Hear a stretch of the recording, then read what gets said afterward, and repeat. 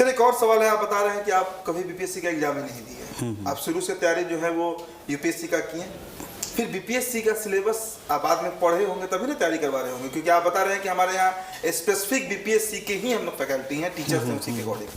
Sir UPSC का एक aspirant जो 4 बार इंटरव्यू दिया, अब ऐसा बताएं, वो बीपीएससी की तैयारी करवा रहा है, इस पर भी सवाल उठ सकता है। बिल्कुल, देखिए सिविल सर्विसेज का एग्ज़ाम है, ठीक है। अब यूपीएससी एक सब्जेक्ट के थ्रू मैं आपको समझाता हूँ, ठीक है। जैसे मान लीजिए कि ज्योग्राफी की बात करते हैं, ठीक है। तो ज्योग्राफी में यूपीएससी और बीपीएससी में क्या डिफरेंस है, ठीक है। जैसे यूपीएससी के अंदर देखें तो फिजिकल ज्योग्राफी पढ़ना है, बीपीएससी में पढ़ना है, सेम उसी क्वालिटी का।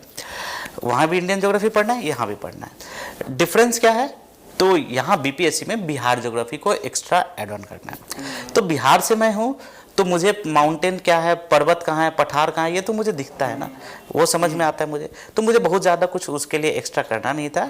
ये लगभग आप देखेंगे कि उसी पैटर्न का, उसी परिपाटी की प्रिपरेशन है इसमें। हाँ, लेकिन प्रॉब्लम क्या था, जो पहले प्रिपरेशन होता था उस प्रिपरेशन में क्या होता था कि इसको सिर्फ फैक्ट बेसिस पे समझाया जाता था, लेकिन इसका एनालिसिस जो होता है कि माउंटेन का फॉर्मेशन कैसे हुआ, रिवर्स कहाँ से आए, कैसे इसका फॉर्मेशन हुआ, और इसका इम्पैक्ट वाला पार्ट, जैसे कि नदियों को अगर हम लोग जोड़ दें तो उसका क्या इम्पैक्ट होगा, रिवर लिंकिंग प्रोजेक्ट्स बनाए तो उसका क्या इम्पैक्ट होगा।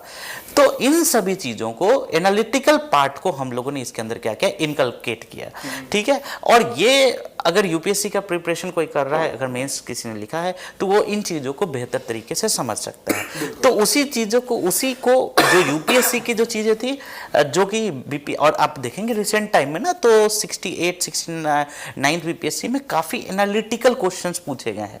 पहले थोड़े फैक्चुअल क्वेश्चंस थे, लेकिन अब एनालिटिकल क्वेश्चंस पूछे गए हैं। और यह अब तो डिमांड है कि जो अब तो बोला जाता है कि बीपीएससी भी यूपीएससी के पैटर्न पे आ रहा है, तो अब तो ये डिमांड है कि उस नोड पर अगर आप नहीं रहेंगे, उस स्तर पे आप नहीं रहेंगे, तो निश्चित रूप से आप सफलता को नहीं अर्जित कर पाएंगे।